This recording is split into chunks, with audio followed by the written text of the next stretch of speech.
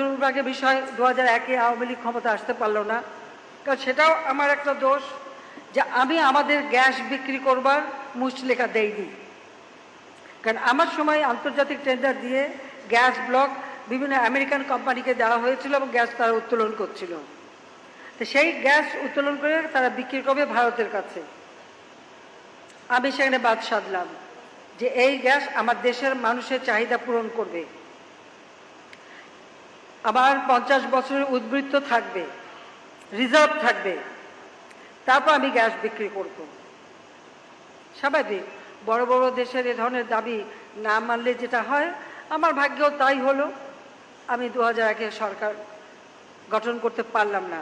Vote আমরা পেয়েছিলাম বেশি, সিট পেলাম না, সরকার গঠন করতে পারলাম না।